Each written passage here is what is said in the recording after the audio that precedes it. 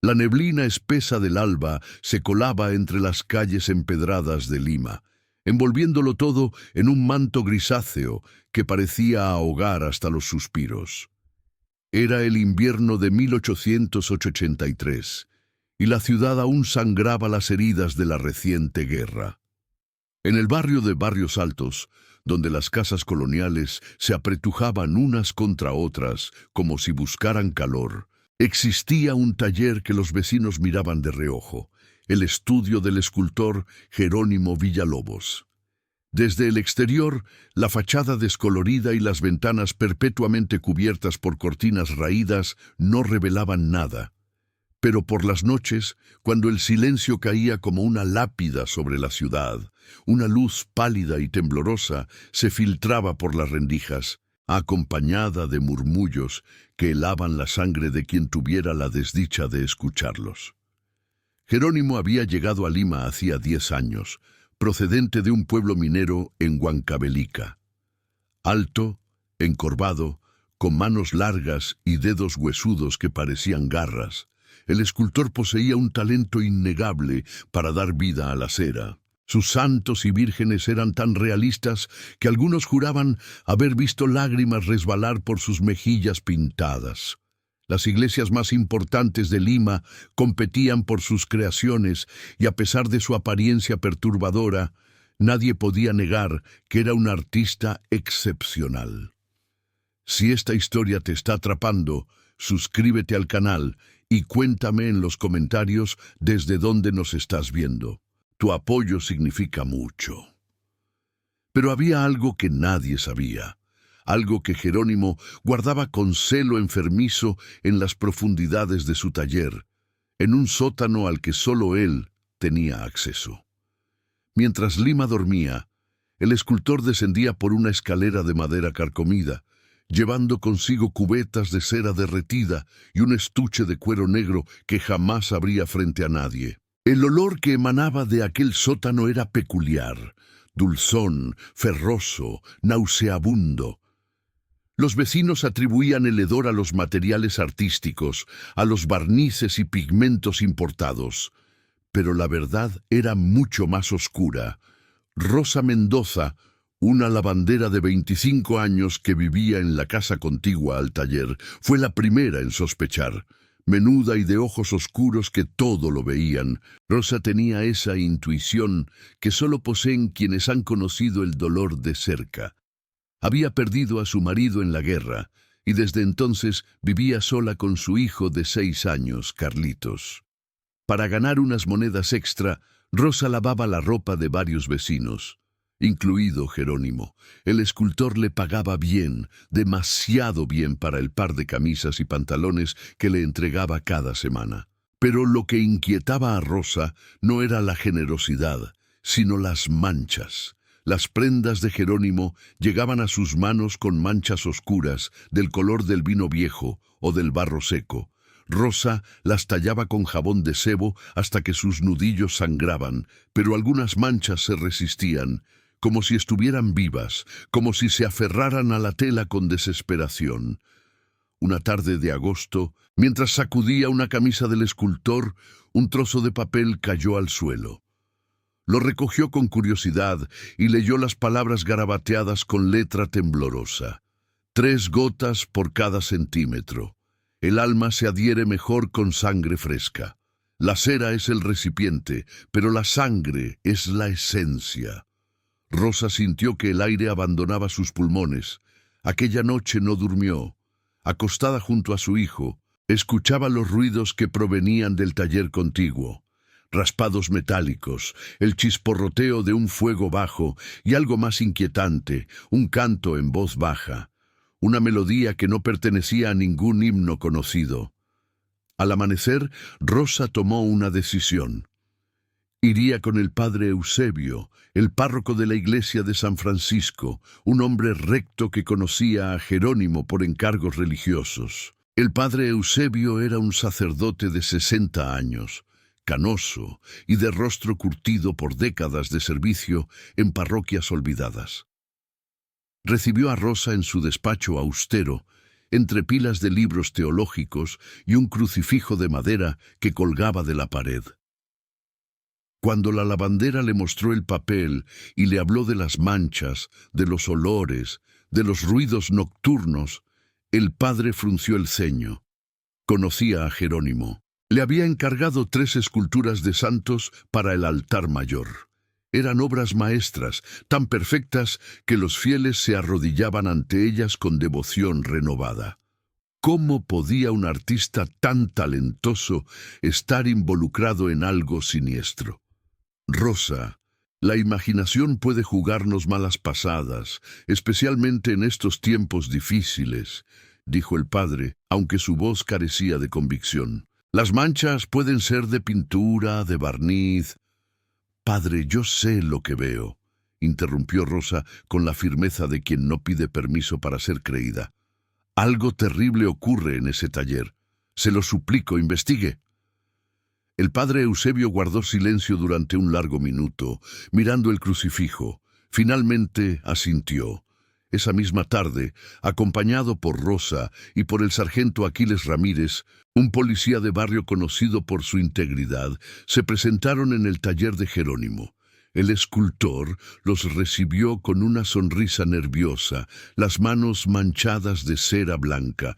Su rostro, surcado por arrugas profundas, parecía más pálido que de costumbre. «Padre Eusebio, qué honor. ¿A qué debo su visita?», preguntó Jerónimo, bloqueando la entrada con su cuerpo largo y desgarbado. «Discúlpeme, don Jerónimo, pero han surgido ciertas preocupaciones», dijo el padre con tacto. «¿Podríamos pasar?» «Solo será un momento». El escultor dudó. Sus ojos grises recorrieron los rostros de sus visitantes, el padre solemne, el sargento con mano en la funda de su revólver, Rosa que lo miraba con una mezcla de miedo y determinación.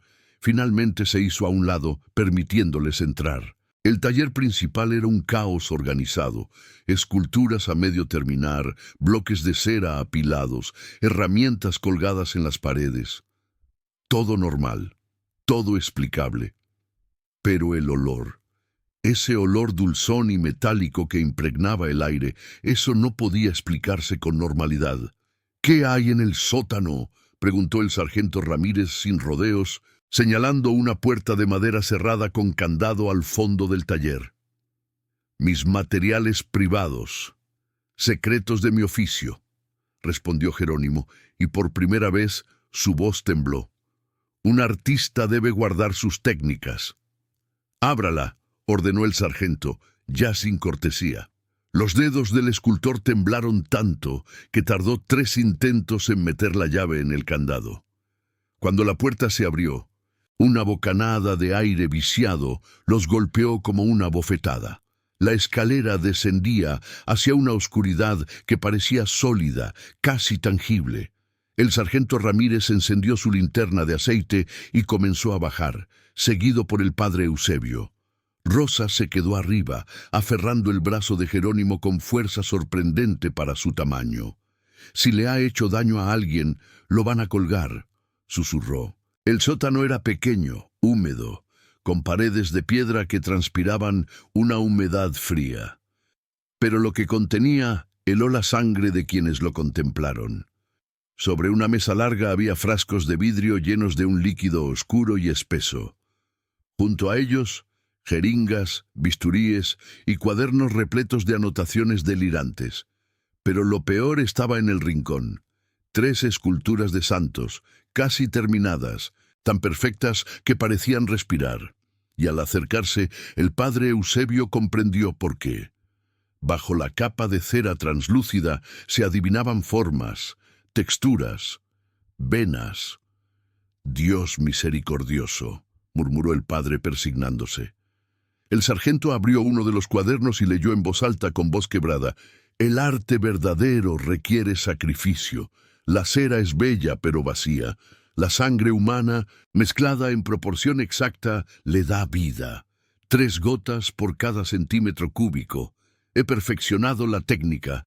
Mis santos no son solo esculturas, son relicarios de esencia humana, son inmortales. Arriba, en el taller, Rosa sentía cómo Jerónimo se desmoronaba. El escultor comenzó a sollozar, un llanto seco y desesperado que no buscaba piedad, sino liberación. «Yo solo quería crear belleza eterna», balbuceó. Mi madre murió cuando yo tenía 12 años. La vi descomponerse, pudrirse. No pude soportarlo. Juré que mis creaciones jamás se desvanecerían. La sangre preserva, la sangre da vida. Es ciencia, es arte, es profanación y asesinato. Lo interrumpió el padre Eusebio, que había subido las escaleras con el rostro desencajado. ¿De dónde sacó la sangre, Jerónimo? ¿De dónde? El silencio que siguió fue más elocuente que cualquier confesión. El sargento subió también, cargando uno de los frascos y un cuaderno. Sus ojos evitaban mirar directamente al escultor, como si temiera ver en él algo que confirmara sus peores sospechas. «Hay registros aquí», dijo el sargento, hojeando el cuaderno con repugnancia. «Nombres, fechas. Carmen Costurera, 15 de marzo de 1881. Extraje 400 mililitros, suficiente para el San Juan Bautista». «Hay 12 nombres, padre, 12. Rosa sintió que sus piernas cedían. Se dejó caer en una silla, tapándose la boca para no gritar. 12 personas, 12 almas cuya sangre había sido robada, mezclada con cera, moldeada en formas sagradas. ¿Cuántos de esos nombres correspondían a desaparecidos de los que nunca se supo nada?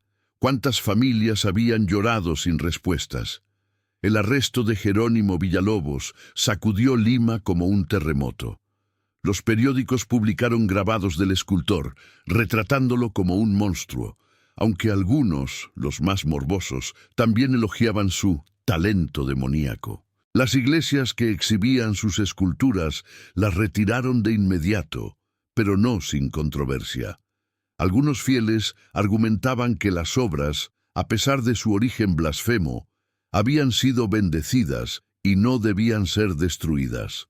Otros exigían quemarlas en plazas públicas como acto de exorcismo colectivo. Durante el juicio, que comenzó en octubre de 1883, Jerónimo permaneció impasible la mayor parte del tiempo, sus ojos grises fijos en un punto indefinido, como si contemplara un mundo que solo él podía ver.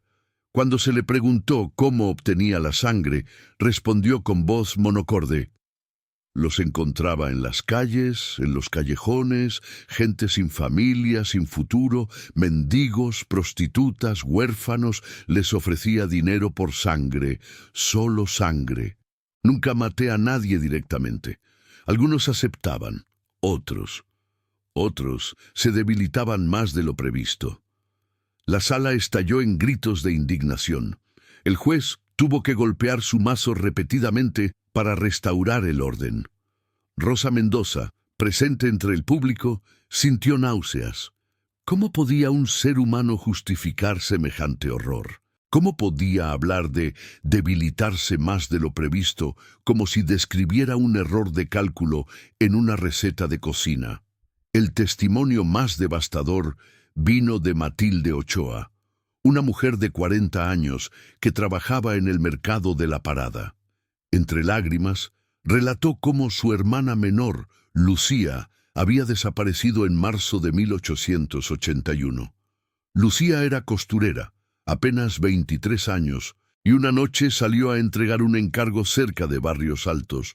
Nunca regresó. Matilde había buscado durante meses, interrogando a vecinos, pegando carteles, rezando en cada iglesia. Y ahora, 2 años después, descubría que la sangre de su hermana estaba mezclada en la cera de un San Juan Bautista que había sido exhibido en el altar de una iglesia. «¿Cómo pudo?», gritó Matilde, señalando a Jerónimo con dedo acusador. «¿Cómo pudo robarle la vida a mi hermana y convertirla en una cosa?» El escultor la miró por primera vez con algo parecido a la emoción. Sus ojos se llenaron de lágrimas, pero no de arrepentimiento, sino de una tristeza antigua y profunda. «Su hermana está inmortalizada», susurró. «Su esencia vive en mi obra». Es más de lo que la tierra le hubiera dado. El juez ordenó silenciar al acusado. El juicio duró 3 semanas. Cada día traía nuevas revelaciones, nuevos nombres, nuevas familias destrozadas. Los expertos médicos confirmaron que los frascos encontrados en el sótano contenían sangre humana, preservada con técnicas rudimentarias pero efectivas. Los químicos analizaron las esculturas y encontraron trazas de hemoglobina mezcladas en la cera. La evidencia era incontrovertible. Jerónimo Villalobos había utilizado sangre humana en sus creaciones durante al menos 5 años. El veredicto fue unánime. Culpable de asesinato múltiple, profanación de restos humanos y blasfemia. La sentencia: muerte por ahorcamiento, a ejecutarse el 20 de noviembre de 1883 en la Plaza de Armas. Lima, que había conocido tanta muerte durante la guerra, se preparaba para presenciar una más, esta vez en nombre de la justicia. La mañana de la ejecución amaneció gris y fría. Miles de personas se agolparon en la Plaza de Armas, algunos buscando justicia, otros atraídos por el morbo. Rosa Mendoza estaba presente, no por venganza, sino porque sentía que debía ser testigo, que las víctimas merecían que alguien que había intentado detener al monstruo estuviera presente en su final. Junto a ella estaban Matilde Ochoa y otras 7 familias que habían identificado a sus seres queridos entre los nombres del cuaderno. Jerónimo subió al cadalso con paso firme. No había perdido su compostura, esa serenidad inquietante que lo había caracterizado durante todo el juicio. Cuando le ofrecieron últimas palabras, miró a la multitud y habló con voz clara. El arte verdadero exige sacrificio. No me arrepiento de buscar la inmortalidad. Mis creaciones vivirán más que todos ustedes. En cada iglesia, en cada capilla donde mis santos permanezcan, ahí estará mi legado. La sangre no miente. La sangre es vida eterna. La multitud rugió con furia. Algunos lanzaron piedras que no alcanzaron el cadalso. El verdugo colocó la capucha sobre la cabeza del condenado y ajustó la soga. Un silencio extraño cayó sobre la plaza. Cuando la trampilla se abrió y el cuerpo de Jerónimo Villalobos cayó, un suspiro colectivo recorrió la multitud. No fue de alivio, sino de algo más oscuro, más primitivo, el miedo a que de alguna manera el escultor tuviera razón. Pasaron los días, los meses. El nombre de Jerónimo Villalobos se convirtió en sinónimo de horror en Lima. Pero las esculturas, esas malditas esculturas, presentaban un dilema. 23 obras habían sido identificadas como creadas con la técnica blasfema. Estaban dispersas en iglesias de Lima, Callao y hasta Arequipa. El arzobispo ordenó que fueran retiradas y destruidas, pero varios párrocos se resistieron. Argumentaban que las esculturas habían sido bendecidas, que habían sido instrumentos de fe para los fieles, que destruirlas sería como admitir que el mal podía contaminar lo sagrado.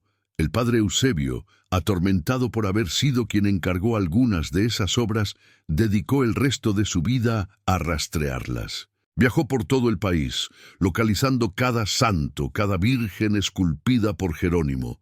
Algunas iglesias aceptaron entregarlas, otras se negaron rotundamente.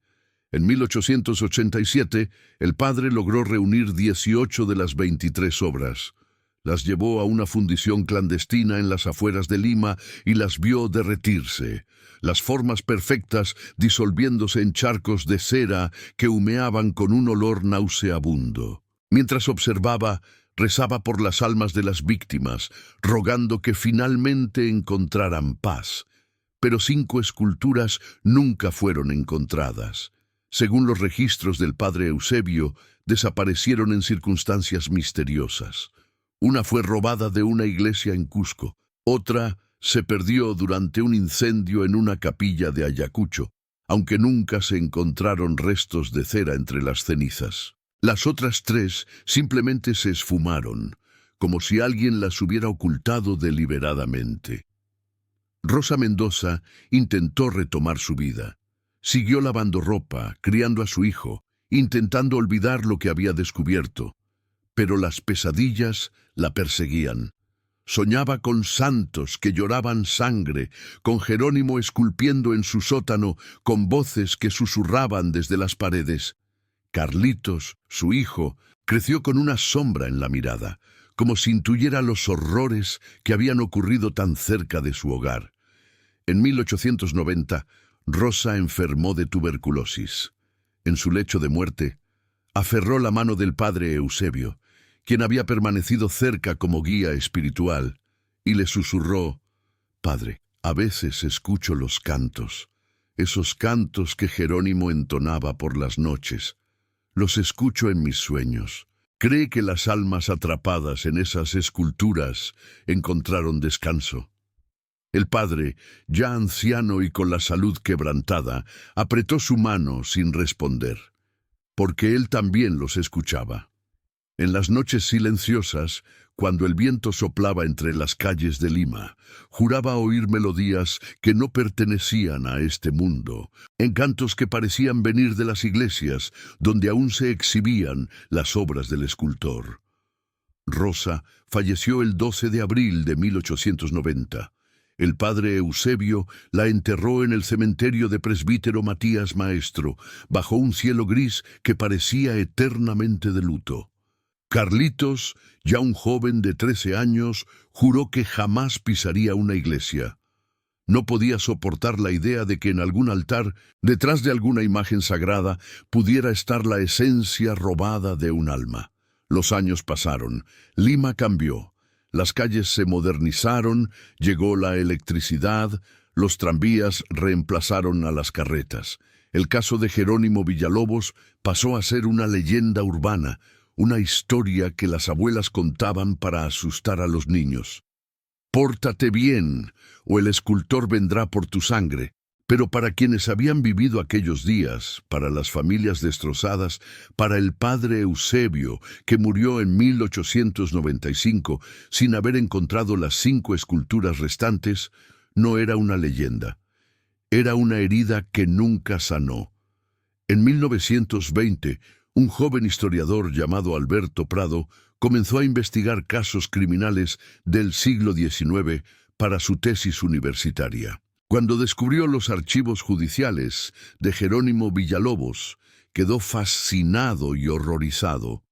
Dedicó 2 años a rastrear cada detalle, entrevistando a descendientes de las víctimas, buscando en archivos eclesiásticos, visitando iglesias.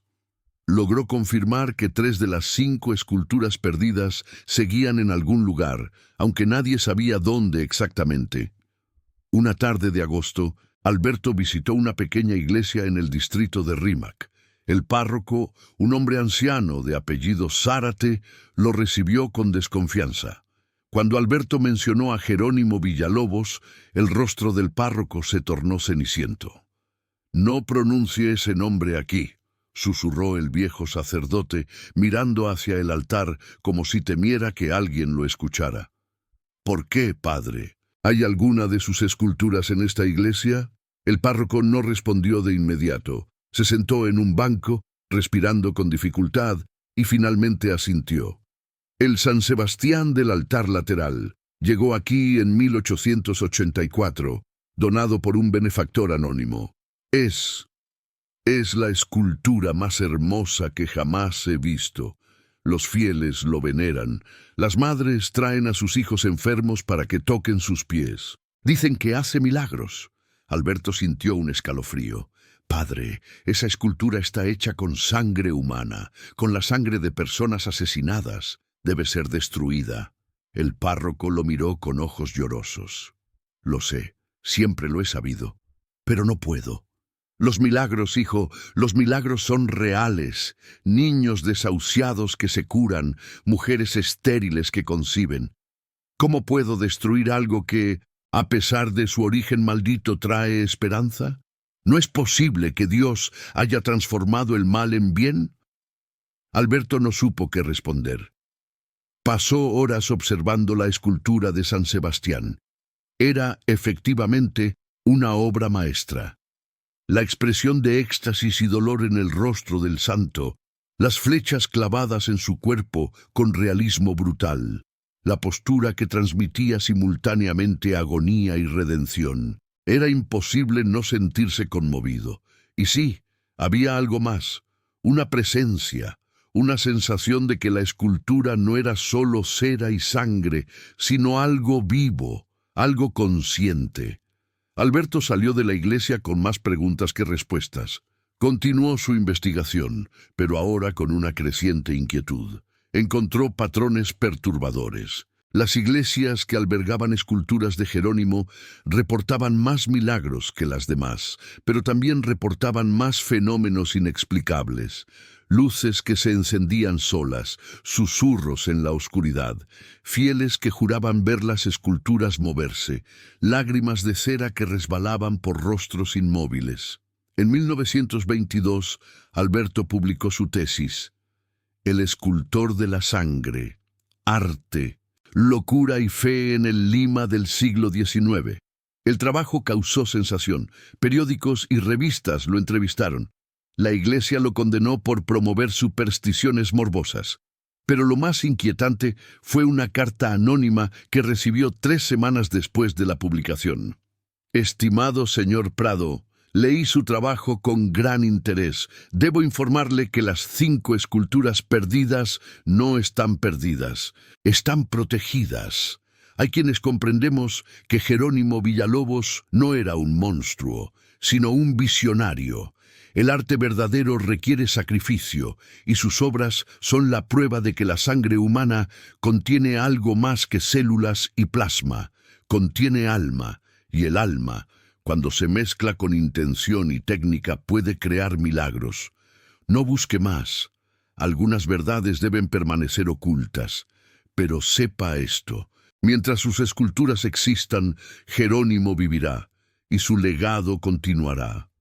Alberto sintió que la sangre se le helaba en las venas. ¿Quién había escrito esa carta? ¿Existía realmente un grupo que veneraba al escultor? Durante meses intentó investigar, pero cada pista lo llevaba a callejones sin salida. Eventualmente, agotado y asustado, abandonó el tema.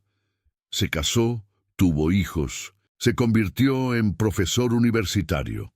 Pero hasta el día de su muerte en 1965, Alberto Prado guardó la carta anónima en un sobre lacrado. Y cada año, el aniversario de la ejecución de Jerónimo, sentía una inexplicable necesidad de visitar iglesias, buscando sin saber qué. En la década de 1970, durante las reformas del Concilio Vaticano II, muchas iglesias latinoamericanas renovaron sus altares y retiraron imágenes antiguas. 2 de las esculturas de Jerónimo fueron identificadas durante estas limpiezas, una en Arequipa y otra en Trujillo. Ambas fueron discretamente destruidas, fundidas en ceremonias privadas con presencia de exorcistas.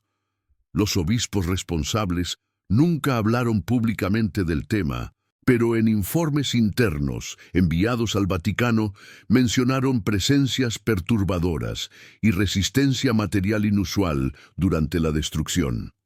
La cera, según los informes, no se derretía normalmente.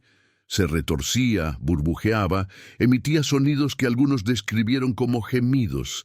Quedaban 3 esculturas, 3 obras maestras que contenían la sangre de víctimas cuyas familias hacía décadas que habían muerto. 3 relicarios de locura y genio, y nadie sabía dónde estaban. En el año 2010, una estudiante de Historia del Arte de la Universidad Católica, Sofía Herrera, retomó la investigación para su tesis de maestría. Sofía era diferente a los investigadores anteriores. No buscaba morbo ni sensacionalismo. Buscaba comprensión. ¿Qué llevaba a un ser humano a cruzar esa línea? ¿Cómo se justificaba lo injustificable en nombre del arte? Sofía pasó años en archivos, descifrando documentos, entrevistando descendientes de víctimas y de contemporáneos de Jerónimo. descubrió cartas que el escultor había escrito en prisión, nunca antes publicadas. En ellas, Jerónimo hablaba de su infancia en Huancavelica, de cómo había visto a su madre morir lentamente de una enfermedad pulmonar, cómo había contemplado su cuerpo descomponerse en el ataúd abierto, según la costumbre local. A los 12 años, Jerónimo había jurado que jamás permitiría que la belleza se desvaneciera así. Estudió con un escultor español que le enseñó técnicas de trabajo en cera, pero la obsesión con la preservación lo consumió. La cera se agrieta, escribió Jerónimo en una de sus cartas. Se desvanece con el tiempo, pero la sangre es eterna cuando se preserva correctamente. Contiene la chispa de lo divino. Dios está en la sangre. Cristo lo demostró. Y yo, humilde artista, solo seguí su ejemplo. La blasfemia de esa afirmación horrorizó a Sofía, pero también le reveló algo. Jerónimo no se consideraba un criminal, se consideraba un mártir del arte, alguien dispuesto a sacrificar su alma para crear belleza imperecedera. Era un tipo de locura que Sofía nunca había encontrado en sus estudios. No era locura violenta ni caótica, era locura fría, calculada, casi filosófica. Durante su investigación, Sofía recibió una invitación inesperada. Un coleccionista privado que había leído sobre su trabajo le ofreció acceso a su galería privada en una mansión en las afueras de Lima. El hombre, que pidió permanecer anónimo, le confesó que poseía artefactos religiosos inusuales que podrían interesarle. Sofía aceptó, aunque con aprensión. La mansión estaba escondida detrás de muros altos y jardines descuidados. El coleccionista resultó ser un hombre de unos 70 años, elegante, pero con una mirada que Sofía solo podía describir como hambrienta. La condujo a un sótano convertido en capilla privada, y allí, bajo luces tenues, Sofía vio algo que la dejó sin aliento. 3 esculturas religiosas de una belleza sobrecogedora. Un Cristo crucificado con expresión de agonía tan real que parecía a punto de exhalar su último aliento. Una virgen dolorosa con lágrimas de cera cristalizadas en sus mejillas, y un ángel de la guarda con alas desplegadas y rostro de compasión infinita. Sofía supo de inmediato quién las había creado. «Son de Jerónimo Villalobos», susurró. El coleccionista sonrió. «Las últimas 3. Las he protegido durante décadas. Mi abuelo las compró poco después de la ejecución. Entendía, como yo, que destruirlas sería un crimen contra el arte». «Son abominaciones», dijo Sofía, aunque no podía apartar la mirada. «Están hechas con sangre de personas asesinadas». «¿Y eso las hace menos bellas?», preguntó el coleccionista. «El arte siempre ha requerido sacrificio. Miguel Ángel se paraba horas en poses dolorosas para esculpir la Capilla Sixtina. Van Gogh se cortó la oreja. Jerónimo simplemente llevó el sacrificio a su conclusión lógica. Estos santos no solo representan la fe, la contienen. La sangre de los mártires, ¿no es acaso sagrada?». Sofía sintió náuseas, pero también fascinación, porque el hombre tenía razón en algo. Las esculturas eran extraordinarias, transmitían una emoción, una presencia que ninguna obra moderna podía igualar. Se acercó al Cristo crucificado, y entonces lo sintió, un calor, una vibración casi imperceptible, como si la escultura tuviera pulso. «¿Las ha analizado?», preguntó Sofía, intentando mantener la voz firme. «Por supuesto, técnicas modernas, resonancia magnética, análisis de materiales. Confirman lo que los informes de 1883 decían: sangre humana mezclada con cera en proporciones precisas. Pero hay algo más, algo que la ciencia no puede explicar, una energía, llámelo como quiera, espiritual, bioeléctrica, psíquica. Está ahí. Sofía pasó 3 horas en ese sótano, fotografiando, tomando notas, intentando mantener la objetividad académica mientras su instinto le gritaba que huyera. Cuando finalmente salió a la luz del día, sintió como si despertara de una pesadilla. Pero las fotografías eran reales, las esculturas eran reales, y ahora tenía una decisión que tomar. ¿Revelaba su ubicación a las autoridades eclesiásticas para que fueran destruidas? ¿O respetaba el deseo del coleccionista de preservarlas como patrimonio artístico, por más maldito que fuera? Sofía nunca tuvo que decidir. Una semana después de su visita, la mansión se incendió. El fuego fue tan intenso que los bomberos tardaron 12 horas en controlarlo.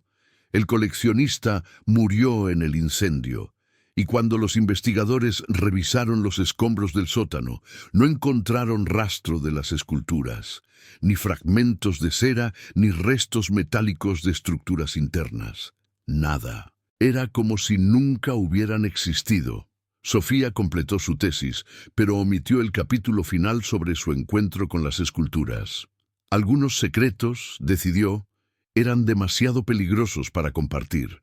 Se graduó con honores, trabajó como curadora en el Museo de Arte de Lima, se casó, tuvo una hija, pero las pesadillas nunca la abandonaron. Soñaba con el Cristo crucificado, con sus ojos que parecían seguirla, con un susurro que repetía: «El arte es inmortal, la sangre no miente». En 2018, Sofía recibió un paquete anónimo. Dentro había una fotografía antigua, tomada en 1883, que mostraba el taller de Jerónimo Villalobos, y en el reverso, escritas con tinta fresca, 4 palabras que la aterrorizaron más que nada en su vida: «Su hija es hermosa». Sofía contrató seguridad privada, mudó a su familia, dejó de hablar públicamente sobre Jerónimo Villalobos. Pero sabía que era inútil. Había tocado algo que no debía tocar, había mirado algo que no debía mirar, y ese algo, fuera lo que fuera, la había marcado. Hoy, en 2025, Lima es una metrópolis moderna. Rascacielos, tráfico caótico, tecnología en cada esquina. Pero en las iglesias antiguas, en las capillas olvidadas de barrios históricos, hay estatuas que nadie recuerda quién donó o cuándo llegaron. Estatuas de una belleza inquietante, y los fieles, sin saber, rezan ante ellas, tocan sus pies desgastados, encienden velas. Algunos juran que escuchan susurros, otros ven lágrimas. La mayoría no nota nada, absortos en sus plegarias, pero hay quienes saben, descendientes de víctimas que transmiten la historia de generación en generación, investigadores que descubren archivos y luego, extrañamente, dejan de investigar, sacerdotes que encuentran esculturas sospechosas y en lugar de reportarlas, las esconden en sótanos o las envían a parroquias remotas, porque la verdad es que nadie quiere enfrentar la pregunta fundamental: si el mal puede crear belleza, si la sangre robada puede inspirar fe, si los pecados del pasado pueden producir milagros del presente. ¿Qué dice eso sobre la naturaleza del arte, de la religión, de la humanidad misma? Jerónimo Villalobos murió hace más de 140 años. Su cuerpo se pudrió en una fosa común, pero su legado, esas obras maestras nacidas del horror, siguen entre nosotros. 3 esculturas perdidas en el incendio, dicen los registros oficiales, pero Sofía Herrera sabe la verdad. No se quemaron, se las llevaron, y en algún lugar de Lima, o quizás de Perú, o quizás del mundo, siguen existiendo, esperando, conteniendo en su cera mezclada con sangre las almas de 12 personas que nunca pidieron ser inmortalizadas. Y en las noches silenciosas, cuando el viento sopla entre las calles antiguas de Lima, algunos juran escuchar cantos, melodías sin fuente visible, el canto que Jerónimo entonaba mientras trabajaba, mientras mezclaba sangre con cera, mientras moldeaba santos con sus manos manchadas, un canto que nunca murió, porque el arte, como él dijo, es inmortal, y la sangre no miente.